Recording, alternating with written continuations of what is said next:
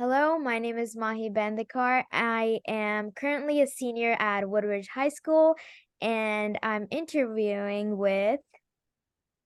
Hi, my name is Maya Bach. I'm currently a part-time master's student at Harvard University Extension School studying psychology. Um, Thank you for having me here. Of course, thank you for joining me on Zoom today. And basically, these are just going to be some overview questions on how you became to like psychology and how your experience at Harvard was. Okay, so let's get started. Question number one. Can you share your journey on how you got admitted to Harvard? Where were there specific instances or achievements that you believe played a vital role in your acceptance? So something that's very interesting about Harvard Extension School is it has a unique application process. It's an earn your way in program, and you just start taking classes. And as long as you do well in those classes, you'll submit an application after you've taken whichever classes are required for the program you want to go into. So for psychology, it's a statistics class, a writing class, and then a general psychology class, and then you can apply. But it doesn't leave things up to random chance quite as much. So that was really wonderful.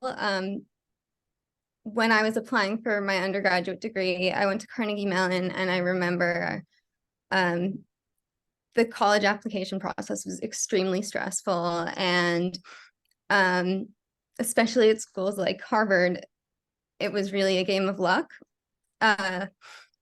So I found Harvard Extension School actually just by Googling master's programs, and I got very lucky. But the earn your way in process, it saved me a lot of time and frustration. Definitely. That is still a very big achievement, so I applaud you on that. Okay. Thank you so much. Moving on to the next question. Is there any final thoughts on the I think question? I forgot the second part of the question. It was Okay. just The second part of the question was, were there any specific experiences or achievements that you believe played a significant role in your experience in your acceptance? Sorry. okay. For my undergraduate degree, I went to a school that had many more males than females. So I think being a female who was interested in the sciences made me stand out. Um, for the Harvard Extension School application process, even though it was earn your way in, I actually started in January of 2020. So by midterms of my first term, everything had really changed in the world, and I was teaching special education as well, and that became a very different job. So that I took developmental psychology that term while I was working. And so far, that's the lowest grade I've received in any class, but I'm almost most proud of that grade because the world changed so much, so suddenly. And it proved to me that even in the worst of conditions, I really could do well in this program. Um, so that definitely contributed, and it motivated me to continue on that journey. I think the next thing that motivated me was realizing that I wanted to transition out of special education, and I wanted to eventually look into full-time doctoral programs. So I really started to take those classes much more seriously. And I started to see that I would soon be transitioning out of my full-time job and looking for research positions and jobs that would work better with the educational experience I was getting. Of course. Thank you so much for sharing your experience. Okay. Moving on to the next question. What motivated you to choose a major in neuropsychology? And how did you become interested in this field? Were there any particular experiences that influenced your decision? So By high school, I knew I was really interested in psychology. And my father actually handed me a book called The Brain That Changes Itself. And it's about brain plasticity. And it blew my mind. And I immediately became very, very fascinated with neuropsychology. I think one of the main reasons that I'm very interested in the field is I think it's a huge technological forefront. And there's a lot of innovation to be made in the field. Neuropsychology is a fairly new branch of psychology, and we now have technology to really look at the brain before people die. A lot of studies of the brain were done post-mortem, I think, before the 80s. So there's just a lot of expansion in this field. The human brain is just such a complex organ, and it works so differently than all of our other organs. So I just really fell in love with the field. During my undergraduate degree, I majored in decision science, and that was also kind of like psychology, but it was kind of a quantitative version of psychology that used a lot of statistics. And that also is a fairly new field, but I found myself writing a lot of papers and doing a lot of projects where I was looking at decision making in the brain. And so I just naturally kind of went in the direction of staying interested in neuropsychology. Definitely. Thank you so much. The brain is definitely still being explored, and not even half of it has been figured out yet, which is crazy. So completely understandable. Um, We keep learning new things. We keep correcting what we know. I know it's just theory after theory, but it's very fun to read. So, Yeah, it's amazing. yeah. Okay, question number 3. Were there any professors, researchers, or courses at Harvard that played a pivotal role in shaping your academic journey within the field of psychology? Definitely. So I think the third class I took was with Dr. Cynthia Myersberg, and I've now taken 4 classes of hers, and I will potentially do a 5th. She's definitely shaped my journey in many ways. The first class I took with her was on pseudoscience in the field of mental health, and that class, it made me think very critically about everything that I'm reading. Um, it it taught me not to trust the first thing I read, not to trust kind of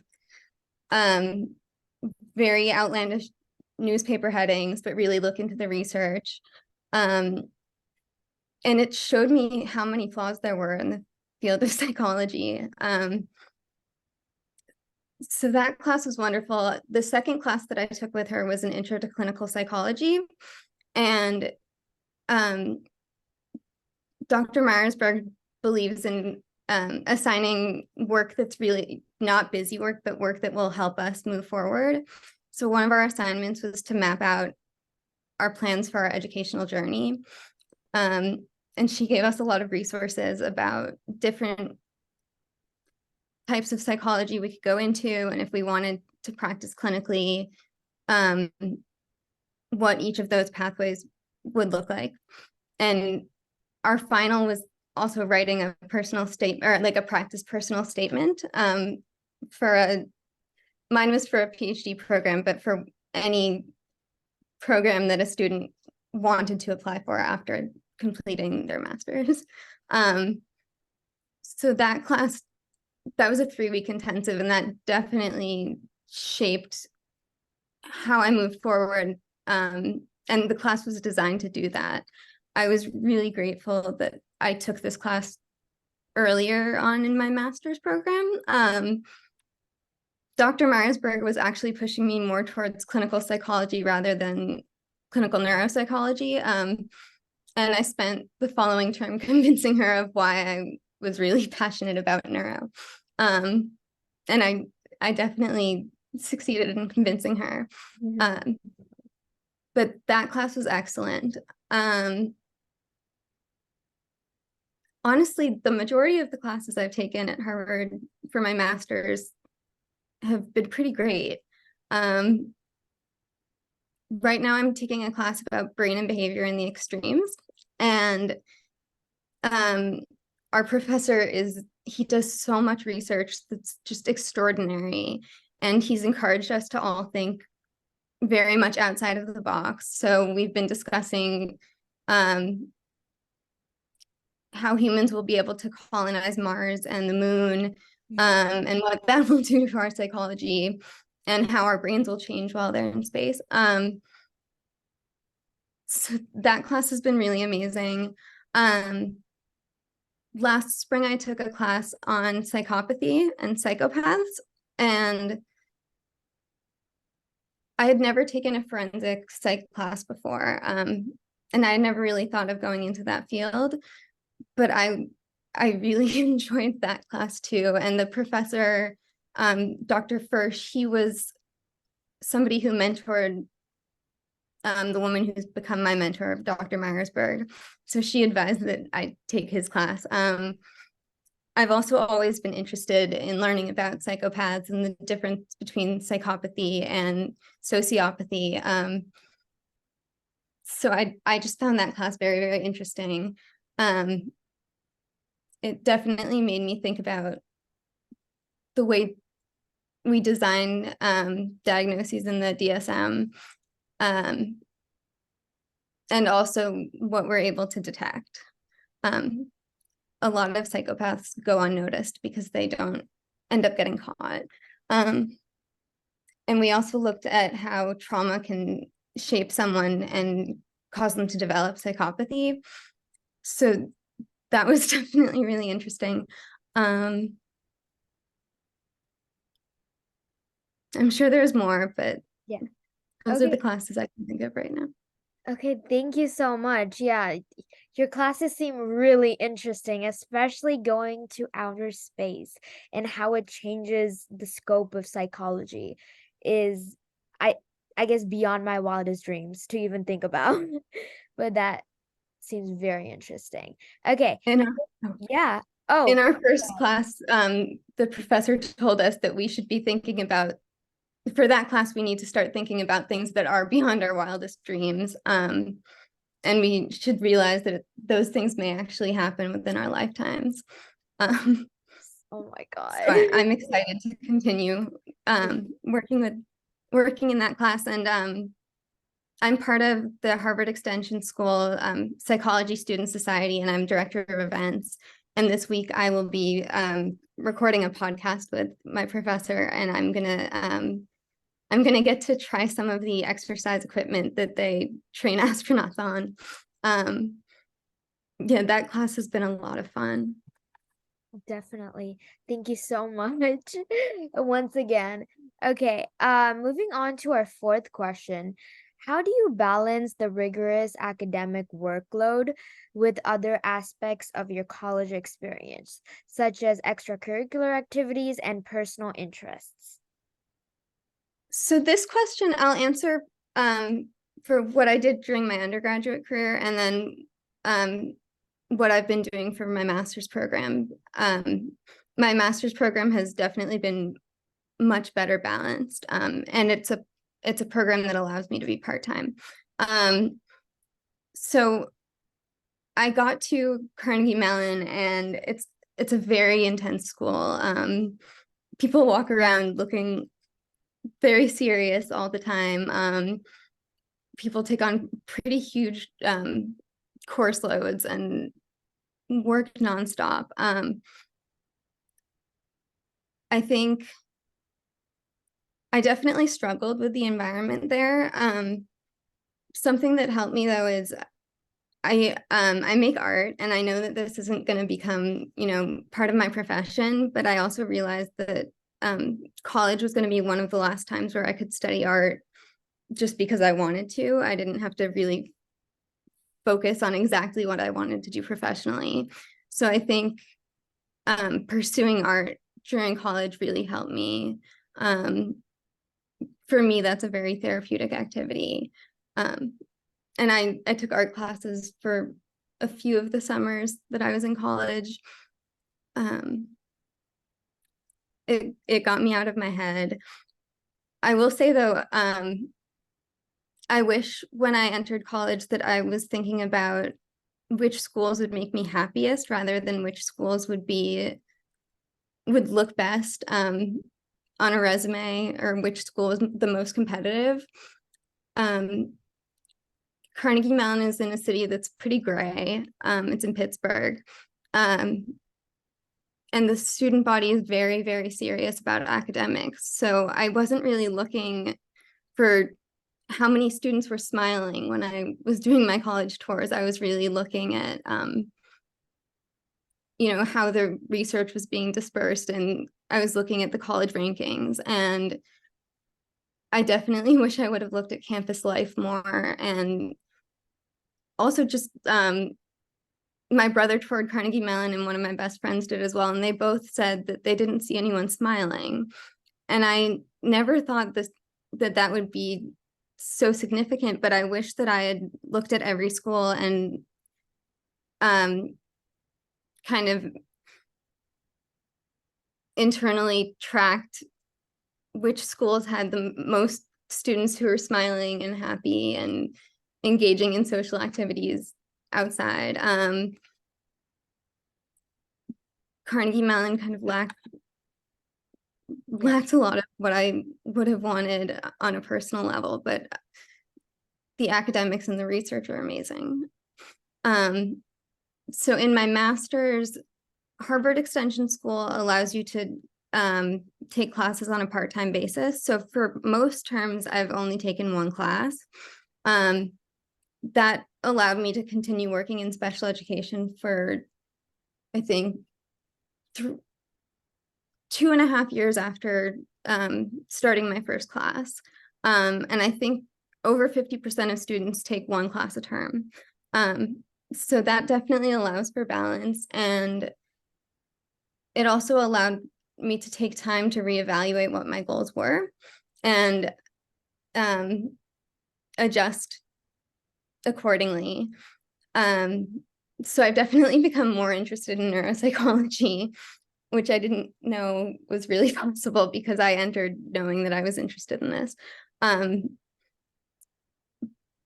But I'm starting to think more strategically about which research projects I want to try to get onto. I started by working with children and professionally, and I've become very interested in dementia research. It's about 50% of what people do in neuropsychology at this point.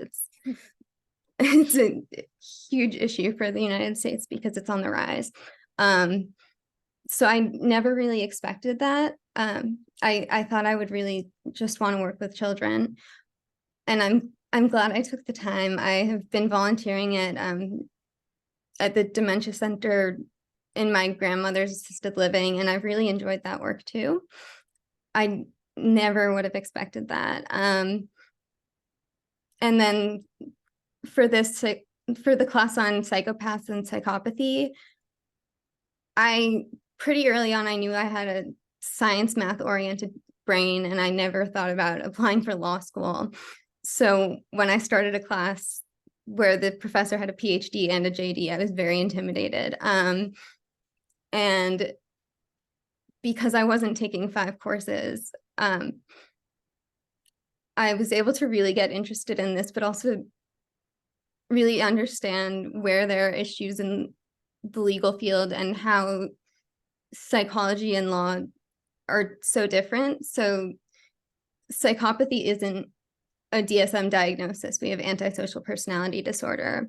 Psychopathy is a legal term, and I actually learned insanity is a legal term as well. It's not it doesn't refer to a diagnosis, and it's one of the most misused words. So I think realizing that I was capable of that work was huge for me, but also having the time to do the extra readings and check in with friends who had taken a different path and were in law school, that was great because we were both able to benefit from what the other one was doing. Okay. Yeah. Yeah, of course. Thank you so much for telling us how you manage a very busy schedule. But I'm glad that you're able to do everything that you like so far and that the options are available. So that's a very, very fortunate thing. Um, just a one last question. Do you have any advice you would give to aspiring students interested in neuropsychology?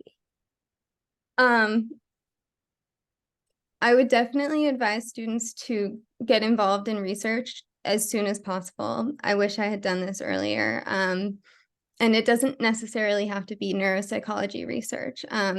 Often it's easier to start with just general psychology research because you need experience working, fMRI machines, and you can build upon the research experience. But for those entering their undergraduate career, I'd advise that you explore many different avenues. This is really the time to find yourself and figure out what you want to pursue later. When I started my freshman year, I was interested in like 5 or 6 majors. And I only finished one, but I thought I was going to be a physics major. I learned that I wasn't going to be able to do theoretical physics until a PhD and gave up on that pretty quickly. And I thought I was thinking about also doing a full major in art, but art takes a lot of time and it was very intense. Definitely. So yeah, I would advise that everyone just gets engaged with as much as possible and figures out what interests them. Mhm. I think my cousin is currently, I don't know if he's a junior or a sophomore, but I know he entered Oberlin going into or wanting to work in politics, and he's completely transitioned and he's working in theater now. So Yeah. that was unexpected. Yeah. And I think that was inspired by my brother. If you do think that you want to do work in psychology and you want to work in a lab, though, I'd advise that you start early, and work at a variety of different labs. Yeah. Thank you so That'll much for, yeah. Thank you for so much for normalizing not being able to, figure yourself out the first year of college, because that's a very, very like it's a stigma and it's a very personal topic for some, but I think like you just have to go with the flow and do what you like the most and just experience. Okay. Yeah. Yeah. Can I add a Yeah, little of bit to course. that? Of course. So I definitely want to normalize how overwhelming the process is for applying to colleges, figuring out what you want, and then getting there, living by yourself for often the first time, and then making a whole new host of huge life decisions. It's all very overwhelming. Um, I think graduate schools often don't look at your freshman grades quite as seriously. So this is really a time to enjoy yourself and find yourself. I chose decision science because I couldn't make up my mind and I thought I needed help making decisions. Initially, I also thought it was an interesting new field, but I entered college very confused about who I was and where I wanted to go with my life.